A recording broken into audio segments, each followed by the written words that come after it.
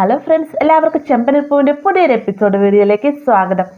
എപ്പിസോഡിൻ്റെ തുടക്കത്തിൽ തന്നെ കാണിക്കും നമ്മുടെ സച്ചി കാറ് വിറ്റ് ഓട്ടോ ഓടിക്കാമെന്ന് അറിയുന്ന രേവതി സത്യങ്ങളെല്ലാം അറിയുന്നതിന് വേണ്ടി നേരെ കാർ സ്റ്റാൻഡിലേക്ക് ചെല്ലുകയാണ് കേട്ടോ. രേവതി വരുന്ന കാണുമ്പോൾ തന്നെ മഹേഷ് ആകെ പരുങ്ങുന്നുണ്ട്. ഇനി എന്തൊക്കെയോ സത്യങ്ങൾ മനസ്സിലാക്കിയിട്ടുള്ള വരവാണെന്ന് മനസ്സിലായി. പക്ഷെ എന്താണെന്ന് അറിയില്ല, ഇനി ശരത്തിൻ്റെ കാര്യമായിരിക്കും എന്നുള്ള ടെൻഷനിലാണ് കേട്ടോ മഹേഷുള്ളത്. വന്ന ഉടനെ തന്നെ രേവതി ചോദിക്കുന്നുണ്ട്, എന്നാലും മഹേഷ്ടാ നിങ്ങൾക്കെങ്കിലും എന്നോട് സത്യങ്ങൾ തുറന്നു പറയാമായിരുന്നു, എന്തിനാ ഇന്നെല്ലാം മറിച്ചത് എന്നൊക്കെ ചോദിക്കുന്ന സമയത്ത് മഹേഷ് പറയുന്നത്, അത് പിന്നെ രേവതി CCTV ക്യാമറ അതാണ് എല്ലാം കുളമാക്കിയതെന്ന് പറയുമ്പോഴത്തേക്കും എന്ത് CCTV ക്യാമറ മഹേഷിന് എന്തീ പറഞ്ഞു, ഞാൻ സച്ചേട്ടൻ കാറ് വിറ്റതിനെ കുറിച്ച് അറിയാൻ വേണ്ടി വന്നതാണെന്നൊക്കെ രേവതി പറയുമ്പോഴത്തേക്ക് ഈശ്വര അതായിരുന്നു, ഞാനിപ്പോൾ ശരത്തിനെ കുറിച്ചുള്ള എല്ലാ സത്യങ്ങളും തുറന്നു പറഞ്ഞേനല്ലോ എന്നൊക്കെ ഇങ്ങനെ മഹേഷ് ചിന്തിക്കുകയാണ്. ഈ ഒരു സമയത്ത് വേഗം തന്നെ രേവതി വീണ്ടും ചോദിക്കുന്നുണ്ട്, മഹേഷിനെ എന്ത് ചിന്തിച്ചിരിക്കുന്നത്, എനിക്കറിയണം സച്ചേട്ടൻ എന്ത് കാരണം കൊണ്ട് കാറ് വിറ്റെന്ന് അറിയണമെന്നൊക്കെ പറയുന്ന സമയത്ത് കാർ സ്റ്റാൻഡിലുള്ള ബാക്കി എല്ലാവരും കൂടി അങ്ങോട്ടേക്ക് വരിക കേട്ടോ. ഈ ഒരു സമയത്ത് മഹേഷ് പറയുന്നുണ്ട്, ആന്റണി പലിശപ്പിരിവിനായിട്ട് വന്നിരുന്നു, മാത്രമല്ല നേരത്തെ ശരത്തുമായിട്ട് ഇവിടെ വന്ന സമയത്ത് രേവതിക്ക് അറിയാനുള്ള സത്യങ്ങൾ സച്ചി ശരത്തിന്റെ കൈ ഒടിച്ചു, അത് മാത്രമല്ല ആന്റണിക്കിട്ടും കണക്കിന് തന്നെ കൊടുത്തിരുന്നു. ആ ഒരു ദേഷ്യത്തിന്റെ പേരിൽ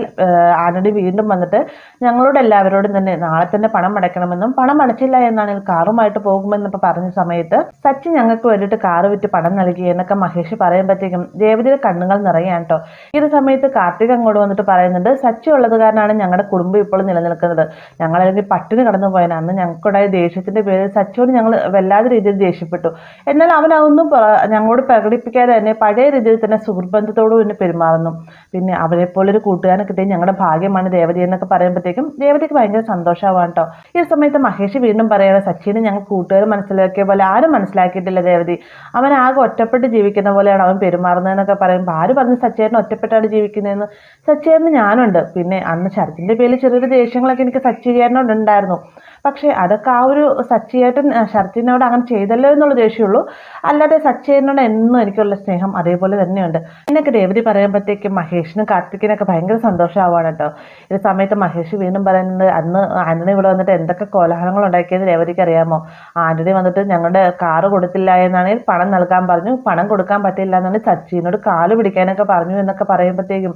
രേവതിക്ക് ദേഷ്യം ഇറക്കാനാവുന്നുണ്ട്. രേവതി പറയുന്നുണ്ട്, എന്ത് സച്ചിനോട് അവൻ കാല് പിടിക്കാൻ പറഞ്ഞെന്നോ, അവൻ എന്ത് ധൈര്യത്തിന്റെ പേരിൽ സച്ചിനോട് കാല് പിടിക്കാൻ പറഞ്ഞത്, അവൻ അത്രയ്ക്ക് ധൈര്യമുണ്ട് എന്റെ സച്ചിനോട് സംസാരിക്കാനായിട്ട്, ഞാൻ എന്തായാലും അവനെ പോയി കാണട്ടെ, അവന്റെ ആ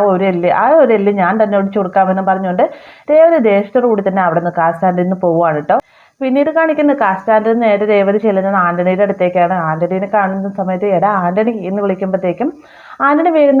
രേവതി ചേച്ചിയോ, ചേച്ചി വാ ചേച്ചി ഇവിടെ ഇരിക്കേ, ചേച്ചിക്ക് എന്താ വേണം, ജ്യൂസ് വേണോ അതോ വേറെ എന്തെങ്കിലും ഓർഡർ ചെയ്യണോ എന്നൊക്കെ ചോദിക്കുന്ന സമയത്ത്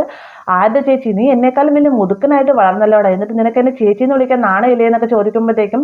ആന്റണിക്ക് ഒരു അടി കിട്ടിയ അവസ്ഥയാവും കേട്ടോ. വേഗം തന്നെ രേവതി പറയുന്നുണ്ട്, നീ എന്തിനാ ഈ ഏരിയയിൽ രാജാവോ, നീ ഒരു സച്ചിനോട് കാല് പിടിക്കാൻ പറഞ്ഞല്ലോ എന്നൊക്കെ ചോദിക്കുമ്പോഴത്തേക്കാണ് ആന്റണിക്ക് കാര്യം മനസ്സിലാവും, സച്ചിനെ സപ്പോർട്ട് ചെയ്ത് സംസാരിക്കാനാണ് രേവതി വന്നേക്കുന്നുള്ള കാര്യം. പെട്ടെന്ന് തന്നെ ആന്റണി പറയുന്നുണ്ട്, സച്ചി നിങ്ങൾ ഉദ്ദേശിക്കുന്ന പോലെ ഒരാളൊന്നും അല്ല കേട്ടോ, സച്ചി നിങ്ങളോട് കാണിക്കുന്ന പ്രകടനമൊന്നും അല്ല പുറമേ കാണിക്കുന്നതെന്നൊക്കെ പറയുമ്പോഴത്തേക്കും നിനക്ക് എന്തറിയാം എൻ്റെ സച്ചിനെ കുറിച്ച്, ഞങ്ങളുടെ ഏരിയയിൽ ഒരാളുണ്ടായിരുന്നു ഗജാനന്ദൻ, നിന്നേക്കാളും വലിയൊരു പോക്കിരിയായിരുന്നു, പക്ഷെ അയാൾ ഇപ്പോൾ എവിടെയാണെന്നോ എന്ത് ചെയ്യുകയാണെന്ന് ആർക്കും തന്നെ അറിയില്ല, അയാളുടെ പൊടി പോലുമില്ല കണ്ടുപിടിക്കാൻ, അതേപോലെ ചെയ്ത് കൂട്ടിയതാണ് എൻ്റെ സച്ചിയേട്ടൻ, പിന്നെ നിന്റെ ഭയം കൊണ്ടാണ് നിന്നെ ഒന്ന് ചെയ്യാതിരുന്നതെന്നൊക്കെ രേവതി പറയുമ്പോഴത്തേക്കും ആന്റണിക്ക് ദേഷ്യം വരുന്നുണ്ടെങ്കിലും അതെല്ലാം ഉള്ളിൽ ഒതുക്കിക്കൊണ്ട് തന്നെ ആന്റണി പറയുന്നുണ്ട്, ഞാനിപ്പോൾ നല്ല രീതിയിൽ ബിസിനസ് ചെയ്താണ് ജീവിക്കുന്നത്, അന്ന് പ്രശ്നം ഉണ്ടാക്കി എൻ്റെ കുറുകെ വന്നത് നിങ്ങളുടെ സച്ചിയേട്ടനാണ് എന്നൊക്കെ പറയുന്ന സമയത്ത്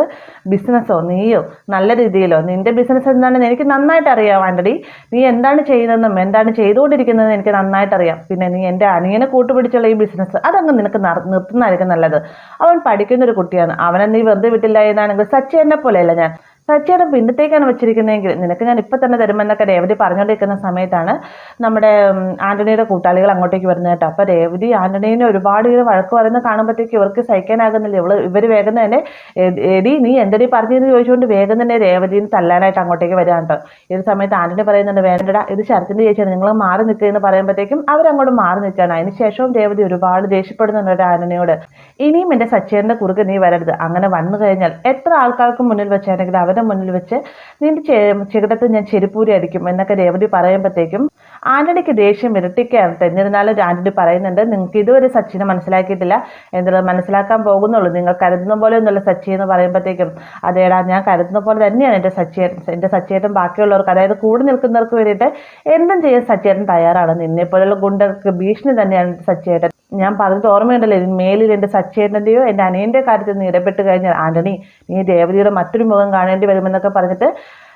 ആന്റണിനെ ഭീഷണിപ്പെടുത്തിയിട്ടാണ് രേവതി അവിടെ നിന്ന് പോകുന്നത്. രേവതി പോയതിൻ്റെ തൊട്ട് പുറകത്തിന്റെ ബാക്കിയുള്ളവർ ചോദിക്കുന്നുണ്ട്, എന്താ ആന്റണി ഏട്ടൻ നിങ്ങളിങ്ങനെ മിണ്ടായിരിക്കുന്നത്, സാധാ ഒരു പെണ്ണിന്റെ മുന്നിൽ ഇങ്ങനെ നിങ്ങൾ മിണ്ടാതിരിക്കുന്നതല്ലോ എന്നൊക്കെ ചോദിക്കുമ്പോഴത്തേക്കും, അവൾ ശരത്തിന്റെ പെങ്ങളല്ലേടാ, നമ്മളെന്തെങ്കിലും പറഞ്ഞു കഴിഞ്ഞാൽ അത് ശരത്തിന് നോവും, ശരത്തും നമ്മളും തമ്മിൽ മാസങ്ങളുള്ള പരിചയമേ ഉള്ളൂ, പക്ഷേ അത് അവന്റെ പെങ്ങളാണ്, ആ പെങ്ങൾക്ക് എന്തെങ്കിലും പറ്റിയെന്ന് പറഞ്ഞാൽ അവനത് വേദനിക്കും, അവൻ നമ്മളെ വിട്ട് പോകാൻ പാടില്ല, അവനെ തുറപ്പുചീത്തയാക്കിക്കൊണ്ട് വേണം എനിക്ക് രേവതിയെ സച്ചിയും തമ്മിൽ അകറ്റാനായിട്ട് എന്നൊക്കെ പറയുമ്പോഴത്തേക്കും, അല്ല ആന്റണി ചേട്ടാ ഈ നിങ്ങളുടെ ഒരു പെണ്ണ് വന്ന് ഭീഷണിപ്പെടുത്തിയെന്ന് പറഞ്ഞു കഴിഞ്ഞാൽ നിങ്ങൾക്ക് നാണക്കേടല്ലേ എന്നൊക്കെ ചോദിക്കുന്ന സമയത്ത്, അത് നാണക്കേട് തന്നെയാണ്, അതുകൊണ്ട് ഈ ഒരു സത്യം നിങ്ങളായിട്ട് ആരോടും പറയരുത്, ആരോടെങ്കിലും പറഞ്ഞാൽ നിങ്ങളുടെ കാലം ഞാൻ തല്ലോടിക്കും എന്നൊക്കെ ഇങ്ങനെ ആന്റണി പറയുകയാണ്. പിന്നീട് കാണിക്കുന്നത് നമ്മുടെ ശ്രുതിയെയാണ് കേട്ടോ. ഇരുവരും ഹാളിൽ നിന്ന് ആപ്പിൾ കഴിച്ചുകൊണ്ടിരിക്കുന്ന സമയത്ത് ശ്രുതിയുടെ സംസാരം എന്നത് കാനഡയിലേക്ക് പോകണം എന്നത് തന്നെയാണ്. അതിന് വേണ്ടിയിട്ട് ശ്രുതിയുടെ അച്ഛൻ പണം അയച്ചു തരുമെന്നൊക്കെയാണല്ലോ പറഞ്ഞത്. അപ്പോൾ ആ ഒരു സന്തോഷത്തിലാണ് നമ്മുടെ ശ്രുതി ഉള്ളത്. വേഗം തന്നെ ശ്രുതി പറയുന്നുണ്ട്, ശ്രുതി എന്തൊക്കെ ഈ പറയുന്നത്, നാട്ടിൽ ഒരു ജോലിക്ക് ശ്രുതി സ്ഥിരമായിട്ട് നിൽക്കുന്നില്ല, പിന്നെ എന്ത് വിശ്വാസത്തിന്റെ പേരിലാണ് ശ്രുതിനെ 14 ലക്ഷം രൂപയും കൊടുത്ത് ഞാൻ കാനഡയിലേക്ക് പറഞ്ഞു വിടുന്നത് എന്നൊക്കെ പറഞ്ഞുകൊണ്ട് നമ്മുടെ ശ്രുതി ചെറിയൊരു പിണക്കൊക്കെ കാണിച്ചുകൊണ്ട് അവിടെ നിന്ന് പോവാട്ടെ. ഈ ഒരു സമയത്താണ് കോളിംബെൽ അടിക്കുന്നത്. ശ്രുതി ഡോറ് തുറന്ന് നോക്കുന്ന സമയത്ത് പാർക്കിൽ തന്റെ കൂടെ കളിച്ച് നടത്തുന്ന ആ ഒരു ബ്രോയില്ലേ, ബ്രോയി എന്ന് പറയുന്നതിനേക്കാൾ നല്ല പലിശക്കാരൻ എന്ന് പറയുന്നതായിരിക്കില്ലേ, അദ്ദേഹം അങ്ങോട്ടേക്ക് വരികയാണ്. ആ ശ്രുതിനെ കാണുമ്പോൾ തന്നെ ചോദിക്കുന്നുണ്ട്, എന്താ ബ്രോ നിങ്ങളിങ്ങനെ അതിശയത്തോടുകൂടി നോക്കി നിൽക്കുന്നത്, ഒരുമാതിരി കാമുകിയുടെ അച്ഛൻ വന്ന് നിൽക്കുമ്പോഴുള്ള മുഖഭാവമുള്ള നിങ്ങളുടെ മുഖത്ത് നിങ്ങൾക്ക് എന്ത് പറ്റിയെന്നൊക്കെ ചോദിക്കുന്ന സമയത്ത്, ബ്രോ എന്ത് ഇവിടെ എൻ്റെ അച്ഛനും അമ്മയില്ല, മാത്രമല്ല എൻ്റെ ഭാര്യ ഇവിടെ ഉണ്ട്, അവൾ അറിഞ്ഞു കഴിഞ്ഞാൽ പ്രശ്നങ്ങളെല്ലാം ഗുരുതരമാവും എന്നൊക്കെ പറയുമ്പോഴത്തേക്കും, അതെയോ നിങ്ങളുടെ ഭാര്യ ഇവിടെ ഉണ്ടല്ലേ, എനിക്ക് സംസാരിക്കേണ്ടത് അവരോട് തന്നെയാണ്, ആ ആപ്പിളൊക്കെയാണല്ലോ ബ്രോ കഴിക്കുന്നത്, വെറുതെ അല്ല തടിച്ചുരുണ്ടിരിക്കുന്നതല്ലേ, പിന്നെ ഞാൻ ജോലി സ്ഥലത്ത് പോയിരുന്നു, ഹോട്ടലിലെ ജോലിയൊക്കെ വിട്ടെന്നറിഞ്ഞു, ഒരു സ്ഥലത്ത് നിങ്ങൾ സ്ഥിരമായിട്ട് ജോലിക്ക് നിൽക്കില്ല അല്ലേ എന്നൊക്കെ ഇങ്ങനെ ഈ വന്നിരിക്കുന്ന പലിശക്കാരൻ ചോദിക്കുകയാണ്. അതിനുശേഷം പതുക്കെ അകത്തേക്ക് കയറുന്ന സമയത്താണ് ശ്രുതി അങ്ങോട്ടേക്ക് വരുന്നത് കേട്ടോ. ശ്രുതി വന്നിട്ട് ചോദിക്കുന്നുണ്ട്, ഇതാരെ ശ്രുതി എന്ന് ചോദിക്കുമ്പോഴത്തേക്കും, സിസ്റ്റർക്ക് എന്നെ മനസ്സിലായില്ലേ, നമ്മൾ തമ്മിൽ നേരത്തെ ഒരു പരിചയം ഉണ്ടായിരുന്നു പാർക്കിൽ വെച്ച്, ഇവന്റെ ക്ലയന്റ് ആണെന്ന് പറഞ്ഞ് ഇവൻ നിങ്ങളെ എന്നെ പരിചയപ്പെടുത്തിയിരുന്നു എന്നൊക്കെ ചോദിക്കുന്ന സമയത്ത് ശ്രുതിനെ ഒന്ന് സൂക്ഷിച്ച് നോക്കുവാണ്ട്. ശ്രുതി വേഗം തന്നെ പലിശക്കാരൻ വീണ്ടും പറയുകയാണ്, അന്ന് നിങ്ങളോട് ഒരുപാട് കള്ളങ്ങൾ ഇവനും പറഞ്ഞു, അതെല്ലാം നിങ്ങൾ അറിഞ്ഞിട്ടുണ്ടെന്ന് എനിക്കറിയാം, അതുകൊണ്ടാണ് തന്നെ ഞാൻ വേറൊരു കാര്യം കൂടി പറയാനായിട്ട് വന്നത്, ഇവൻ എൻ്റെ നിന്ന് ഒരു 25,000 രൂപ മേടിച്ചു, അതിന് പലിശയുമില്ല മുതലുമില്ല ഒന്നും തന്നെ കിട്ടുന്നില്ല, എനിക്ക് ആ പൈസ കിട്ടണം എന്നൊക്കെ പറയുമ്പോഴത്തേക്ക് ഇത് ശ്രുതി വേഗം എന്നിട്ട് പറയുകയാണ്, ശ്രുതി പിന്നെ ആ ഒരു സാഹചര്യത്തിൽ ഞാൻ മേടിച്ചു പോയതാണ്, അധികമൊന്നുമില്ല ശ്രുതി 25,000 രൂപയുള്ളൂ എന്നൊക്കെ പറയുകയാണ്. പെട്ടെന്ന് തന്നെ പലിശക്കാരൻ വന്നിട്ട് പറയുകയാണ്, എന്തായാലും സാധാരണ പലിശക്കാരെ പോലെ ഒന്നുമല്ല ഞാൻ, സാധാരണ പലിശക്കാർ വന്നു കഴിഞ്ഞാൽ ഭീഷണിപ്പെടുത്തും അല്ലെങ്കിൽ ഗുണ്ടകളെയുമായിട്ട് വീട്ടിലേക്ക് വരും, അതെല്ലാം നല്ല അടിയും ബഹളം ഒക്കെ ഉണ്ടാക്കും, പക്ഷെ ഞാൻ അങ്ങനെയല്ല, ഞാൻ നല്ല മാന്യമായ രീതിയിൽ കുടുംബത്ത് വന്ന് ആളുകളുമായിട്ട് സംസാരിച്ച് എൻ്റെ പണത്തിന്റെ കാര്യം ഓക്കെ ആക്കിയിട്ട് ഞാൻ പോകാറുള്ളൂ. പിന്നെ അന്ന് പണം നൽകിയത് ഇവന് ജോലിയില്ലാന്ന് എനിക്കറിയാലോ, നിങ്ങളെ കണ്ടിട്ടാണ്, നിങ്ങൾ സ്വന്തമായിട്ട് പാർലറൊക്കെ ഉള്ള ആളല്ലേ, നിങ്ങൾക്ക് ആ പൈസ ഒരാളെ കഴിവുണ്ടാവും, അതുകൊണ്ട് തന്നെയാണ് ഞാൻ ഇവന് പണം കൊടുത്തത് എന്നൊക്കെ പറയുമ്പോഴത്തേക്കും ശ്രുതി പറയുന്നുണ്ട്, നിങ്ങൾ എന്തായാലും പൊക്കോ, നിങ്ങളുടെ പണം ഞാൻ നൽകാമെന്നൊക്കെ പറയുമ്പോഴത്തേക്കും ഈ വന്നിരിക്കുന്ന പലിശക്കാരൻ സന്തോഷമാവട്ടെ. അദ്ദേഹം പറയുന്നുണ്ട്, എടാ ശ്രുതി നിന്റെ ഭാഗ്യമാണ് സിസ്റ്ററെ പോലെ ഒരു ഭാര്യയെ കിട്ടിയത്, കണ്ടില്ലേ നീ എനിക്ക് തരാമെന്ന് പറഞ്ഞ പണം നിന്റെ ഭാര്യ എനിക്ക് തരാമെന്ന് പറഞ്ഞിട്ടുണ്ട്, അതാണെടാ സ്നേഹം, നീ മാറി നിൽക്ക് എന്നും പറഞ്ഞുകൊണ്ട് ശ്രുതിനെ തള്ളി നിൽക്കിയിട്ട് അയാളെ പുറത്തേക്ക് ഇറങ്ങി പോവാട്ടോ. അദ്ദേഹം പോയ ഉടനെ തന്നെ ശ്രുതിയുടെ അടുത്ത് വന്നിട്ട് ശ്രുതി പറയുകയാണ്, കണ്ടില്ലേ അവൻ എത്ര നന്നായിട്ട് സംസാരിച്ചെന്ന്, എന്നോടുള്ള സുഹൃബന്ധം പറ്റി സംസാരിച്ചെന്നൊക്കെ പറയുമ്പോഴത്തേക്കും, നിനക്കെന്താ മനസ്സിലാവില്ലേ ശ്രുതി, അദ്ദേഹം ഭീഷണിപ്പെടുത്തിയിട്ടാണ് പോയത്, നീ ഇത്ര പഠിച്ചതല്ലേ എന്നൊക്കെ ചോദിക്കുമ്പോഴത്തേക്കും, ഭീഷണിപ്പെടുത്തിയിട്ടാണ് പോയത്, പക്ഷെ എനിക്ക് മനസ്സിലായില്ല ശ്രുതി, പിന്നെ അന്ന് ഞാൻ പണം മേടിച്ചത് അത് മറ്റൊന്നിന് വേണ്ടിയിട്ടല്ല, നിന്റെ പാർലറിലുള്ളവർക്ക് ബോണസ് കൊടുക്കണമെന്ന് നീ പറഞ്ഞ സമയത്ത് പണിക്കൊന്നും പോവാത്ത ഞാൻ എവിടെ നിന്ന് പൈസ ഒപ്പിക്കാൻ, ആ ഒരു സമയത്ത് ഞാൻ ഇവൻ്റെ 25,000 രൂപ മേടിച്ചതാണെന്ന് പറയുമ്പോഴത്തേക്കും, പണിക്ക് പോകുന്നില്ലെങ്കിൽ ശ്രുതിക്ക് അത് എന്നോട് പറഞ്ഞാൽ പോരായിരുന്നു, ഈ പലിശക്കാരിൽ നിന്ന് പണം മേടിച്ച് ഇത് ഞാൻ എത്ര പേർക്ക് പണം അടച്ചാലാന്നൊക്കെ ഇങ്ങനെ ശ്രുതി പറയുമ്പോഴത്തേക്കും,